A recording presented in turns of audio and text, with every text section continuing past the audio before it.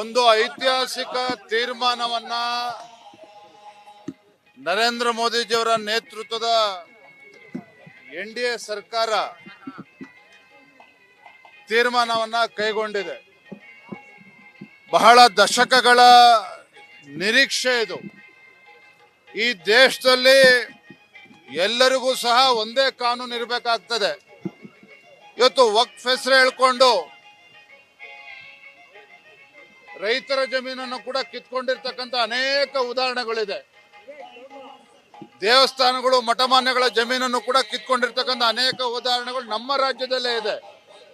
ಆದರೆ ಈ ರೀತಿ ಅನ್ಯಾಯ ಆಗ್ತಾ ಇದ್ರು ಸಹ ಯಾರು ಕೂಡ ಕಟ್ಟಕಟ್ಟೆಗೆ ಹತ್ತಬಾರ್ದು ಅಂತ ಹೇಳಿದ್ರೆ ಖಂಡಿತ ಯಾರು ಕೂಡ ಒಪ್ಕೊಳ್ತಕ್ಕಂಥದ್ದಲ್ಲ. ಇವತ್ತು ನಮ್ಮ ನರೇಂದ್ರ ಮೋದಿಜಿ ನೇತೃತ್ವದ ಸರ್ಕಾರ ಒಂದು ತಿದ್ದುಪಡಿಯನ್ನ ತರೋದ್ರ ಮೂಲಕ ಒಂದು ಉತ್ತಮ ನಿರ್ಣಯವನ್ನ ತೆಗೆದುಕೊಂಡಿದೆ. ನಾವೆಲ್ಲರೂ ಸಹ ಇದನ್ನು ಸ್ವಾಗತಿಸ್ತೇವೆ.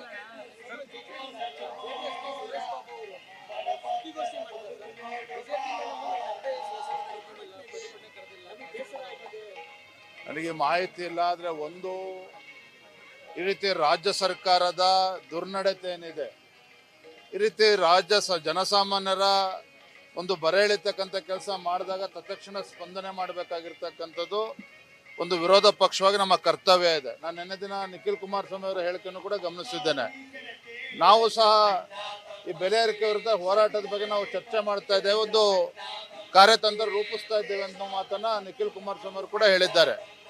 ಮತ್ತೆ ಇತ್ತೀಚೆಗೆ JDS ಪಕ್ಷವು ಸಹ ಗ್ರೇಟರ್ ಬೆಂಗಳೂರು ಬಗ್ಗೆ ಅವರೇ ಪ್ರತ್ಯೇಕವಾಗಿ ಹೋರಾಟವನ್ನು ಮಾಡಿದ್ದಾರೆ. ಆದರೆ ಇದ್ರ ಬಗ್ಗೆ ಬಹಳ ನಾನು ಏನೋ ವ್ಯತ್ಯಾಸ ಇದೆ ಅಂತ ಹೇಳೋದಿಲ್ಲ, ಕೆಲವು ತಪ್ಪಭಿಪ್ರಾಯ ಕಾರಣ ಆಗಿರ್ಬೋದು.